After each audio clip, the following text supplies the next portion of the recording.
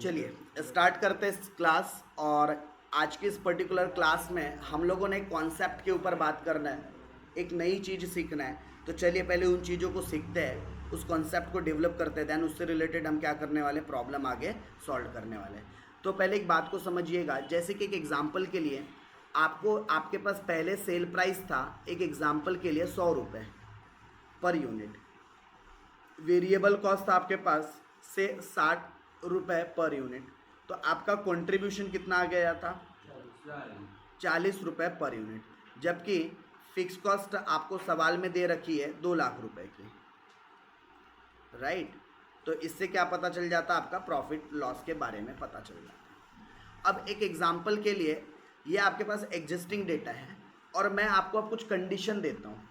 अच्छा, पहले तो एग्जिस्टिंग डेटा में आपका पीवीआर कितना निकलेगा। अगर मान लो इस एग्जिस्टिंग डेटा से मुझे पीवीआर निकालना होता तो contribution divided by sale into 100, 40 divided by 100 रुपये इंटू 100, तो 40% क्या आ जाता पीवीआर। और अगर मुझे बीईपी निकालना होता सेल, तो कैसे निकालता, fix cost divided by PVR. तो फिक्स कॉस्ट कितना है, 2 लाख डिवाइडेड बाय 40%, तो आंसर कितना आ जाता, 5 लाख। तो ये तो हो गया आपका एग्जिस्टिंग लेवल के लिए जो डेटा दिया है उसके हिसाब से आपका पीवीआर और बीईपी कितना है। नाउ अब मैं आपके सामने कंडीशन रखता हूँ, if selling price increase by 10%, अगर सेलिंग प्राइस को 10% से क्या कर दिया जाए, बढ़ा दिया जाए। If selling price increase by 10%, find new BEP.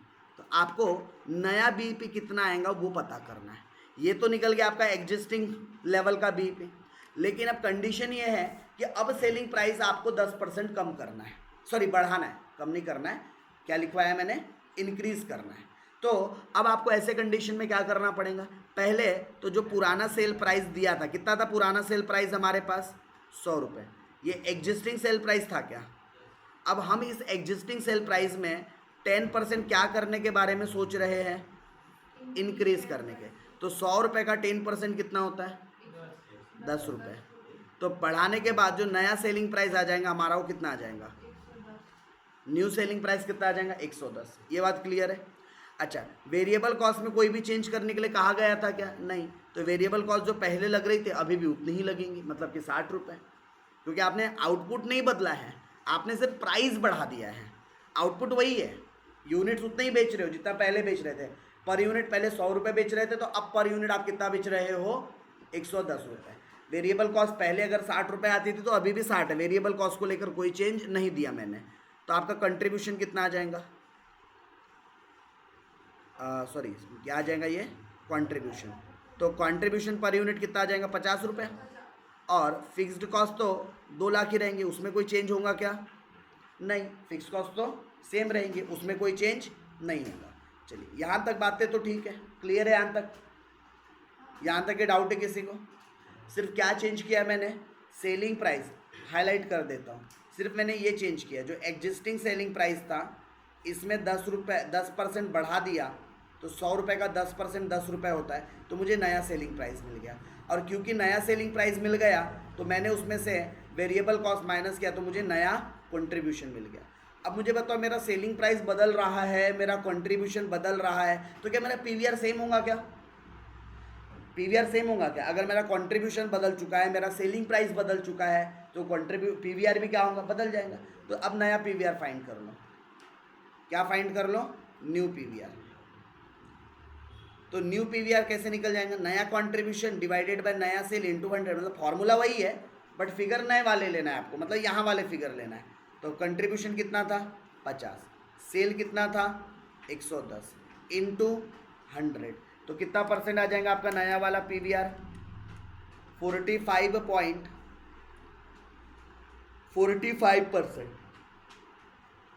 45.45%। ये क्या निकल गया आपका, न्यू पीवीआर। और क्योंकि नया पीवीआर निकल गया तो चलो अब नया वाला बीईपी भी निकाल लेते हैं।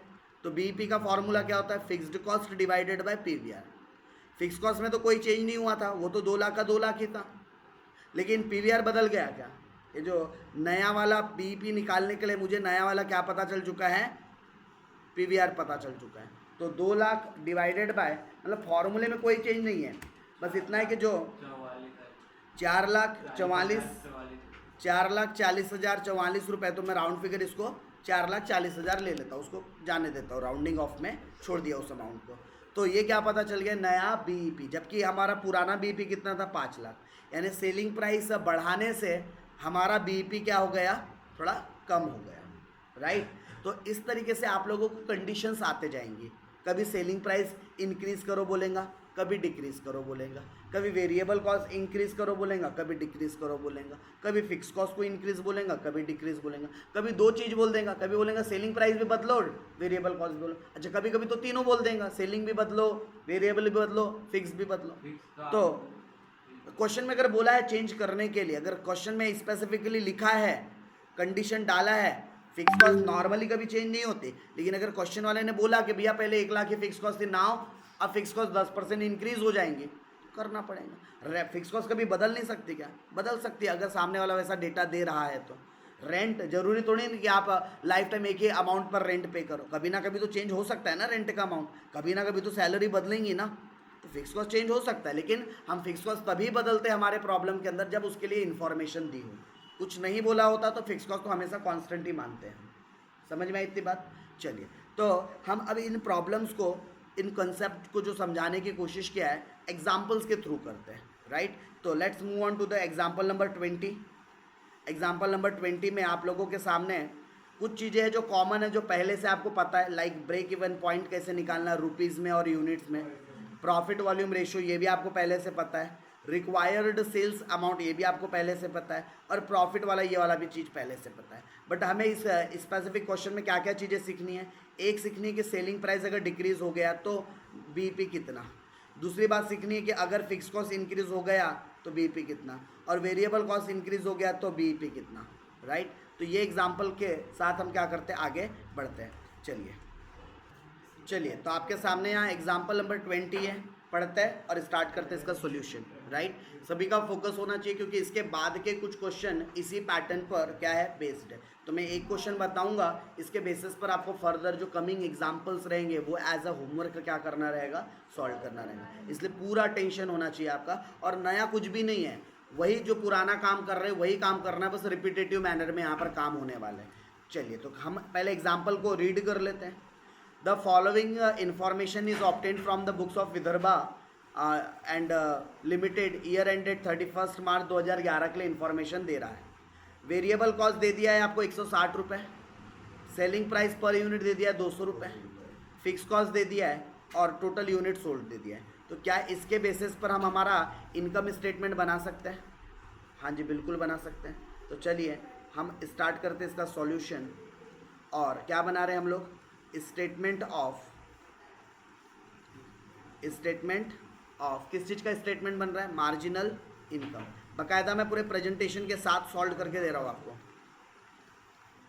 जिन लोगों ने पुराने प्रेजेंटेशंस वगैरह मिस कर रखे होंगे वो फिर से क्या कर सकते हैं, देख सकते हैं। फॉर द, अब क्योंकि यहाँ ईयर एंड के लिए लिखा हुआ था ऊपर, इसलिए मैं लिख रहा हूँ फॉर द ईयर एंडेड, शायद 31 मार्च 2000 समथिंग, क्या लिखा था, 31 मार्च 2011, 31 मार्च 2011। पहला कॉलम किस चीज़ के लिए, पर्टिकुलर के लिए। पर्टिकुलर के बाद अगला जो कॉलम रहेगा आपका अमाउंट का, पर यूनिट के लिए, और उसके बाद का अमाउंट का कॉलम टोटल के लिए। अच्छा, उसके अलावा एक चीज़ ऊपर में रह गई है, आउटपुट। चलिए, तो आपका आउटपुट में 40,000 यूनिट दे रखे हैं क्या, एक बार देख लिया जाए। 40,000 यूनिट है, और सेलिंग प्राइस पर यूनिट है 200 रुपये। सेलिंग प्राइस पर यूनिट कितना दिया है, 200 रुपये। अच्छा, इसमें से क्या माइनस करेंगे, वेरिएबल कॉस्ट पर यूनिट कितना दिया है, 160 रुपये। तो आपका कंट्रीब्यूशन कितना आ जाएगा पर यूनिट, आ जाएगा 40 रुपये। और फिर इसमें से क्या माइनस करेंगे, फिक्स्ड कॉस्ट। तो फिक्स कॉस्ट टोटलिटी में दिया होगा आपको, कितना दिया है टोटलिटी में, आ जाइए फिक्स कॉस्ट और देखिए कितना दिया है, 4 लाख रुपए, राइट। फिक्स कॉस्ट कितना दिया है? 4 लाख रुपए। तो हमें क्या पता चल जाएगा? हमें प्रॉफिट ऑब्लिक लॉस पता चल जाएगा। तो इस तरीके से हमारा स्टेटमेंट बनेगा। अब यहाँ पर जो जो फिगर मिसिंग है मैं निकाल सकता हूँ। 40,000 इंटू 200 रुपये अगर कर दूँ तो कितने आ जाएंगे? 80 लाख रुपए का सेल आता है क्या? 80 लाख रुपीज़ का टोटल सेल आता है। 40,000 इंटू 160 रुपये कर दूँ तो 64 लाख का वेरिएबल कॉस्ट आता है क्या? और 16 लाख का कंट्रीब्यूशन आ जाएगा। 80 लाख में से 64 लाख माइनस किए तो 16 लाख का क्या आ गया? कंट्रीब्यूशन। और 16 लाख में से 4 लाख का फिक्स कॉस्ट माइनस कर दिए तो 12 लाख का क्या आ गया? प्रॉफिट।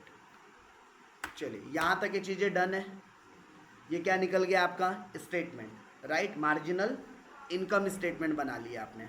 इसके अलावा अगर मैं आगे बात करूं तो सबसे पहले आप लोगों को क्या निकालने बोला था? Break even point. लेकिन ब्रेक इवन पॉइंट निकालने से पहले आपको क्या निकाल देना चाहिए? प्रॉफिट वॉल्यूम रेशियो, क्योंकि बिना पीवी रेशियो के क्या नहीं निकल सकता? ब्रेक इवन पॉइंट नहीं निकल सकता रुपीज़ में। चलिए तो मैं सबसे पहले यहाँ पर क्या निकाल देता हूँ? Calculation of profit volume ratio, जिसको शॉर्ट में हम क्या बोलते हैं? पीवीआर। तो पीवीआर का फॉर्मूला क्या था हमारे पास? PV ratio is equal to contribution divided by sale into 100। अच्छा, कंट्रीब्यूशन कितना था? 40 रुपीज़। अगर मैं पर यूनिट में लूँ, कोई अगर टोटालिटी में लेगा तो भी चलेगा। 20% आता है क्या? देख लीजिएगा पीवीआर कितना आता है? 20%। दूसरी चीज अब आपको जो कैलकुलेट करनी थी, कैलकुलेशन ऑफ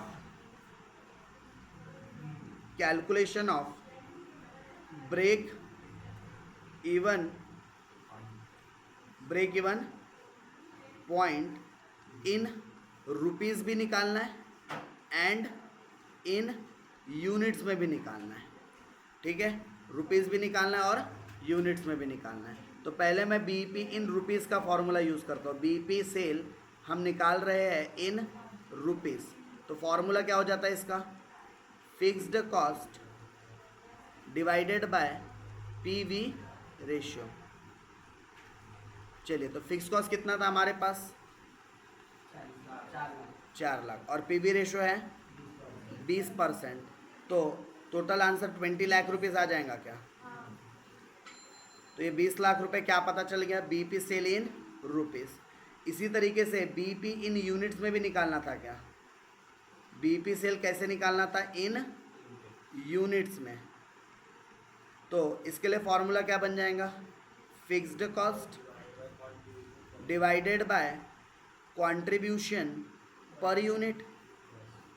तो आपको फिक्स कॉस्ट तो पता थी 4 लाख रुपए की, और fixed cost contribution per unit पता है क्या? कितना था contribution per unit? 40 rupees, right. कहाँ निकाला हमने? स्टेटमेंट में ही। तो इसको जब सॉल्व करेंगे तो 10,000 यूनिट आ जाएगा क्या? 10,000 यूनिट्स। ये क्या आ गया आपका? बीईपी सेल इन यूनिट्स। दूसरी चीज़ भी निकल गई क्या?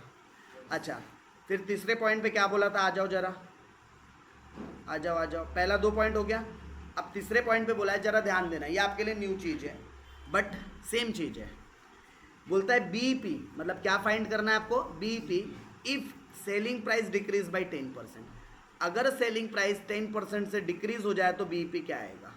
तो मैं हेडिंग दे देता हूँ, कैलकुलेशन ऑफ, हमें क्या कैलकुलेट करना है? Calculation of BEP if sales price decreases by 10%। अगर हमारा सेलिंग प्राइस 10% से डिक्रीज होगा तो हमारा बीईपी कितना आएगा, वही निकालना है अपने को। तो देखो आपको फिर से रफली क्या बना लेना चाहिए? वही स्टेटमेंट जो आप पहले बना रहे थे। सेल माइनस वेरिएबल कॉस्ट करो, क्या आ जाता है? कंट्रीब्यूशन। और कंट्रीब्यूशन माइनस फिक्स कॉस्ट करो, क्या आ जाता है? प्रॉफिट। तो अगर मैं बात करूं, हमारे पास जो एग्जिस्टिंग डेटा था, तो एग्जिस्टिंग डेटा में हमें सेल कितना दे रखा था, 200 रुपये का, बरोबर, और वेरिएबल कॉस्ट कितना दे रखा था, 160 रुपये, तो कॉन्ट्रीब्यूशन कितना आया था, 40। अच्छा, जबकि फिक्स कॉस्ट टोटलिटी, ये सब पर यूनिट में, ये सारी अमाउंट कैसी है, पर यूनिट, जबकि फिक्स कॉस्ट टोटलिटी में दे रखा है क्या, कितना दे रखा था टोटलिटी में, 4 लाख। ओके, अब चेंज कहाँ कहाँ करने बोला है, तो जरा चेंज वाले फिगर देख लेते हैं। तो चेंज एक सेलिंग प्राइस में बोला था क्या, 10% क्या करना है, डिक्रीज करना है। तो अगर करूँगा डिक्रीज तो मेरा नया जो वैल्यू है या जो नया प्राइस है या नई वैल्यू है वो कितनी आ जाएंगी, 180 रुपये। अच्छा, वेरिएबल कॉस्ट में कोई चेंज करने बोला था क्या, नहीं। तो कंट्रीब्यूशन में कोई चेंज आएगा क्या, हाँ, बाय डिफ़ॉल्ट आ ही जाएगा। कैसे, 180 माइनस 160, तो अब मेरा नया कंट्रीब्यूशन कितना हो गया, 20 रुपये। अच्छा, फिक्स कॉस्ट में कोई चेंज करने बोला था क्या, नहीं, तो फिक्स कॉस्ट टोटलिटी में सेम रहेगा। तो होप आपको ये चेंज समझ में आया। अब देखो, आपको बीईपी निकालना है, राइट, तो यहीं पे निकाल रहा हूँ मैं साइड में। अगर बीईपी इन यूनिट्स में निकालना होता, काय में, इन यूनिट्स में, तो फॉर्मूला क्या बनता, fixed cost divided by contribution per unit. अच्छा, क्या आपको फिक्स कॉस्ट पता है, नया वाला, ये सब नया नया देखने का, तो नया वाला फिक्स कॉस्ट पता है 4 लाख ही था, कोई चेंज नहीं हुआ था। अच्छा, कंट्रीब्यूशन भी चेंज हुआ है क्या, नया वाला कंट्रीब्यूशन कितना आ जाएगा, 20 रुपये। तो फिर क्या यहाँ से हमारा जो यूनिट्स है बीईपी यूनिट्स, अब जो नए बीईपी यूनिट्स है वो कितने हो गए, 20,000। ये समझ में आएगा 20,000 कैसे आया। तो आपका fix cost divided by contribution per unit, लेकिन जो हमने कंट्रीब्यूशन पर यूनिट लिया है वो नया वाला लिया है। डन यहाँ तक है। अच्छा, दूसरी चीज, बीईपी अगर इन रुपीज़ निकालना होता, बीईपी इन रुपीज़ निकालना होता तो फॉर्मूला क्या होता है, fix cost upon PVR. Fix cost में तो चेंज नहीं हुआ था, लेकिन पीवीआर में चेंज होगा क्या, क्योंकि जब मेरा कंट्रीब्यूशन बदले तो ऑब्वियस है, अगर मेरा कंट्रीब्यूशन बदल रहा है तो फिर मेरा पीवीआर भी बदलेगा। तो मैंने क्या करना चाहिए था, नया पीवीआर निकाल देना चाहिए था। क्या निकाल देना चाहिए, न्यू पीवीआर। तो न्यू पीवीआर कैसे निकलेगा, वही same, contribution divided by sale into 100। अब नया कंट्रीब्यूशन कितना आ गया, 20 रुपये, जबकि नया सेल कितना है, इंटू 100, कितना परसेंट आ जाएगा, 20 डिवाइडेड बाई 180 इंटू 100, 11.11%, 11.11%। नया पीवीआर मिल गया, और नया पीवीआर मिल गया तो रख दो वैल्यू, 4 लाख डिवाइडेड बाई 11.11%, तो लगभग आपका आंसर 36 लाख आता है क्या, 36 लाख 36 रुपये है। मैं इसको राउंडिंग ऑफ करके 36 लाख ही लिख रहा हूँ, तो 36 रुपये जो चिल्लर फिगर है उसको इग्नोर कर रहा हूँ। तो होप समझ में आया आपको। किया हमने सेम वही काम है जो पहले भी कर रहे थे, बस फ़र्क इतना है कि अब इस पर्टिकुलर पॉइंट के लिए जो नया कंट्रीब्यूशन निकला, नया पीवीआर निकला, उसके हिसाब से हमने नया बीईपी निकाला है। क्लियर हुआ वाला पॉइंट। चलिए, सो आगे बढ़ते हैं, और एग्जाम्पल नंबर पॉइंट नंबर 3 हो गया। अब चौथा पॉइंट तो आपको आता ही था, क्या निकालना था, रिक्वायर्ड सेल। ठीक है, ये रिक्वायर्ड सेल निकालना था आपको, कितने रुपए का प्रॉफिट कमाना है। तो हम अगले पॉइंट की तरफ आ गए, क्या निकालना था, required sale to earn a profit of rupees कितना, 6 लाख। ऐसा ही था क्वेश्चन, हमें रिक्वायर्ड सेल निकालना है क्या। तो रिक्वायर्ड सेल निकालने के लिए फॉर्मूला क्या यूज़ करेंगे, fix cost plus estimated profit divided by PVR. अब कुछ बच्चों का यहाँ कंफ्यूजन हो सकता है, सर फिक्स कॉस्ट, देखो जो चेंजेस वाले पॉइंट है ना, वो सिर्फ जो जिस समय पर कैलकुलेट कर रहे हो तब तक के बस काम आएंगे, बाकी सारे जो पॉइंट्स है वहाँ नॉर्मल, फिर से जो नॉर्मल आपने पीवीआर निकाला था, जो नॉर्मल आपका फिक्स कॉस्ट था, वो सारी चीज़ें आ जाएंगी। तो फिक्स कॉस्ट कितना था, 4 लाख, प्लस एस्टिमेटेड प्रॉफिट कितना, 6 लाख, और डिवाइडेड बाय पीवीआर कितना था, नॉर्मल वाला 20% था क्या, वो 11.11, तो स्पेसिफिक जब बढ़ेगा तब वाले कंडीशन के लिए था, लेकिन नॉर्मल क्वेश्चन में हमारा पीवीआर कितना था, 20%, तो 50 लाख आंसर आ रहा है क्या, कितना आंसर आ रहा है, 50 लाख। अच्छा, इसके बाद 5वें पॉइंट की तरफ चलो, नेक्स्ट पॉइंट की तरफ क्या बोलता है नेक्स्ट पॉइंट, बीईपी चलिए अब अगला कंडीशन क्या था आपके पास कि बीईपी निकालना है आपको if fixed cost increase by 10%। अब क्या बढ़ रहा है आपका फिक्स कॉस्ट। आ जाइए वापस। ओके क्वेश्चन में आपको क्या लिखा हुआ है, अब फिर से आपको क्या कैलकुलेट करना है, कैलकुलेशन ऑफ, फिर से बीईपी निकालना है। लेकिन अब कंडीशन क्या है, if fixed cost increase by 10%। चलिए तो मेरे पास पुराना सेल कितना था 200 रुपये का, पुराना वेरिएबल कॉस्ट कितना था 160 रुपये का, तो मेरा पुराना कंट्रीब्यूशन कितना आया था, ये सब मैं एग्जिस्टिंग के लिए ले रहा हूँ डेटा, 40 रुपये, राइट। इसमें से पुराना फिक्स कॉस्ट कितना था 4 लाख। ये सारी अमाउंट पर यूनिट में थी और ये टोटलिटी में है, ठीक है। अच्छा तो हमारे पास क्या आ जाता, प्रॉफिट लॉस आ जाता। अब कुछ चेंज करने बोला है क्या, अच्छा मुझे बताइए सेलिंग प्राइस में कोई चेंज, वेरिएबल कॉस्ट में कोई चेंज, कंट्रीब्यूशन में कोई चेंज नहीं, तो नया जो सेलिंग प्राइस आएगा वो भी कितना रहेगा 200 ही रहेगा क्या, वेरिएबल कॉस्ट भी नया 200 ही रहेगा क्या, और कंट्रीब्यूशन भी 40 ही रहेगा क्या।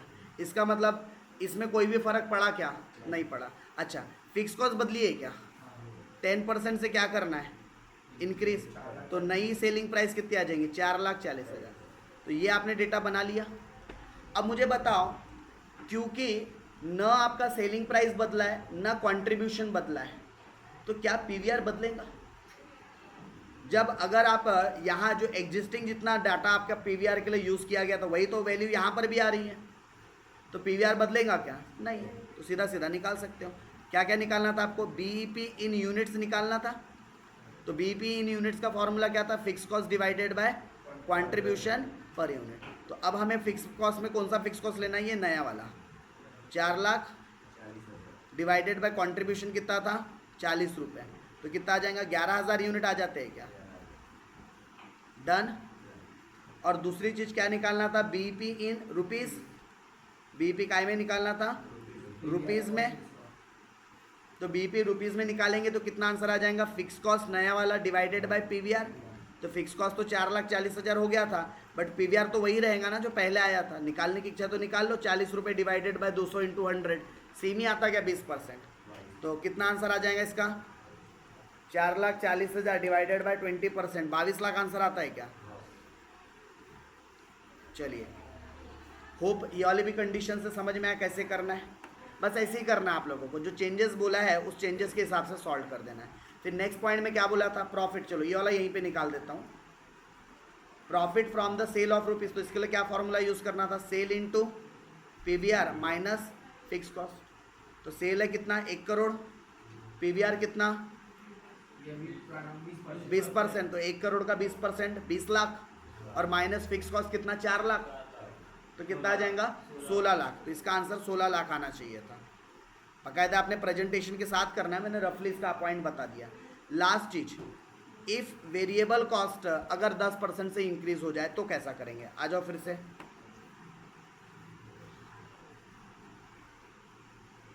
इफ़ क्या निकालना है आपको, बीईपी, लेकिन कंडीशन क्या थी, इफ़ वेरिएबल कॉस्ट को क्या करना है, इंक्रीज करना है, कितने से, बाई 10% से। तो फिर से वही सेम काम, selling price minus variable cost contribution minus fix cost profit loss. तो एग्जिस्टिंग जो मेरा डेटा था, ओल्ड जो डेटा था, उसके हिसाब से 200 रुपये, 160 रुपये, तो 40 रुपये का कंट्रीब्यूशन और 4 लाख का फिक्स कॉस्ट। लेकिन जो चेंज करने बोला है, सेलिंग प्राइस में कहीं भी कोई चेंज है क्या, नहीं।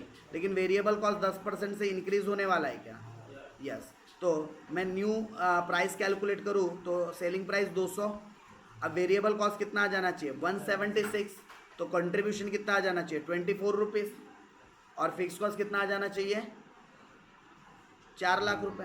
फिक्स कॉस्ट कितना आ जाएगा 4 लाख। चलो प्रॉफिट वगैरह तो निकलेगा नहीं, बस अगर आपके पास सारी चीज़ आ गई, सबसे पहले बीईपी इन यूनिट्स निकालेंगे क्या। तो बीईपी इन यूनिट्स का formula fix cost divided by contribution per unit. तो फिक्स कॉस्ट कितना था आपके पास 4 लाख, और कंट्रीब्यूशन पर यूनिट कितना है 24 रुपये। तो 4 लाख डिवाइडेड बाय 24 रुपया, तो 16,667 यूनिट्स। मैंने राउंडिंग ऑफ कर दिया, 0.66 आ रहा था ना, तो राउंडिंग ऑफ करके लिख दिया है। और दूसरी चीज़, बीईपी इन रुपीज़ भी निकलता है क्या, बट आपको अगर इन रुपीज़ निकालना है तो ध्यान देना पड़ेगा पीवीआर बदलेगा क्या अब, क्योंकि सेलिंग प्राइस बदला है, सॉरी वेरिएबल कॉस्ट बदला, उसकी वजह से कंट्रीब्यूशन बदला है, और कंट्रीब्यूशन बदला तो ऑब्वियस है क्या भी चेंज होगा, पीवीआर। तो मैं नया पीवीआर निकाल देता हूँ इधर ही एज अ वर्किंग। तो मेरा नया पीवीआर कितना आ जाएगा, contribution divided by sale into 100। मेरा नया कंट्रीब्यूशन 24 डिवाइडेड बाय 200 इंटू 100, 12% आता है क्या, तो 4 लाख डिवाइडेड बाय 12%, तो 4 lakh divided by 12%, 3 lakh, sorry 3 lakh नहीं, 33,33,333। This is your new BEP. तो होप नया बीईपी निकालना है, उसकी आपको बात समझ में आई। करना क्या है, जो चेंजेस करने के लिए बोला है पॉइंट, बस उतनी वैल्यू को चेंज कर दो। अगर सेलिंग प्राइस, अगर वेरिएबल कॉस्ट, इन दोनों में से अगर कुछ भी बदलता है ना तो कंट्रीब्यूशन भी बदलता है, और अगर कंट्रीब्यूशन बदलता है ना तो पक्की बात है पीवीआर भी बदलेगा। हाँ, लेकिन फिक्स कॉस्ट में चेंज हुआ तो सिर्फ फिक्स कॉस्ट में चेंज हो रहा है, ना तो सेल में चेंज हो रहा है, ना ही वेरिएबल कॉस्ट में चेंज हो रहा है, सिर्फ क्या बदल रहा है, फिक्स कॉस्ट। तो वैसे कंडीशन में पीवीआर नहीं बदलेगा, क्यों, क्योंकि भाई सेल नहीं बदला, वेरिएबल कॉस्ट नहीं बदला, कंट्रीब्यूशन भी वही है, तो पीवीआर भी तो वही जाएगा ना। समझ में आया लॉजिक भी। चलिए, तो ये था आप लोगों का इलस्ट्रेशन नंबर 20। एंड होप कि आपको ये इंक्रीज एंड डिक्रीज के जो फॉर्मूलेस या जो जो कॉन्सेप्ट है, फॉर्मूले तो पूरे सेम ही यूज़ किए हमने, थोड़ा सा बस एक कॉन्सेप्ट नया था। तो होप आप लोग अब इसके बेसिस पर क्या कर सकते हो, आगे के एग्जाम्पल्स, लाइक आप लोगों को अब जो कमिंग एग्जाम्पल्स है, अभी क्वेश्चन नंबर 21 में फिगर ही नहीं था, आपके नोट्स में भी चेक करना है, यहाँ फिगर नहीं लिखे होंगे, मैं लिखवा रहा हूँ यहाँ पर आपको फिगर। फिक्स कॉस्ट लिख लीजिए 4 लाख रुपए, सेलिंग प्राइस लिख लीजिए 300 रुपये पर यूनिट, और वेरिएबल कॉस्ट लिख लीजिए 150 रुपये पर यूनिट, राइट। और जो जो चीज़ें नीचे बोला है आपको वो कैलकुलेट करना है। तो इलस्ट्रेशन नंबर 21 होमवर्क है आपके लिए। उसके अलावा इलस्ट्रेशन नंबर 22 भी होमवर्क है आपके लिए। इलस्ट्रेशन नंबर 23 भी होमवर्क है, बट एक बात इसमें समझा रहा हूँ मैं, ध्यान देना। ये ट्रेड डिस्काउंट जो दिया है आपको 23 में, क्या करना है, 10 रुपये में से पहले 5% को माइनस कर दो, क्योंकि ट्रेड डिस्काउंट कभी भी क्या होता है, पहले लेस होता है। तो आपके लिए जो सेलिंग प्राइस बनेगा वो 9.5 रुपये बनेगा। मतलब आपको सेलिंग प्राइस कहीं पर भी 10 रुपये ट्रीट ही नहीं करना है। आपके लिए सेलिंग प्राइस कितना बन गया, 9.5 रुपये, क्योंकि कभी भी ट्रेड डिस्काउंट आपके वैल्यू को क्या कर देता है, कम कर देता है। और जितनी वैल्यू ट्रेड डिस्काउंट काटने के बाद आती है, हम अकाउंटिंग उतनी ही वैल्यू की करते हैं। इसलिए आपको 9.5 रुपये को ही अपना सेल प्राइस मानना चाहिए, बस वो बात का ध्यान रखना है। बाकी तो सारी चीज़ें सेम है। चलिए, उसके बाद 24, इसमें निकालना क्या है बताया नहीं है। फिक्स कॉस्ट दे दिया, सेलिंग प्राइस दे दिया, मार्जिनल कॉस्ट मतलब कि वेरिएबल कॉस्ट दे दिया, और ये 2 रुपये ना प्रॉफिट है, लिखा नहीं है बट प्रॉफिट है ये 2 रुपये। निकालना क्या है, तो पीवीआर, बीईपी, एमओएस, ये बस 3 चीज़ें निकाल देने का।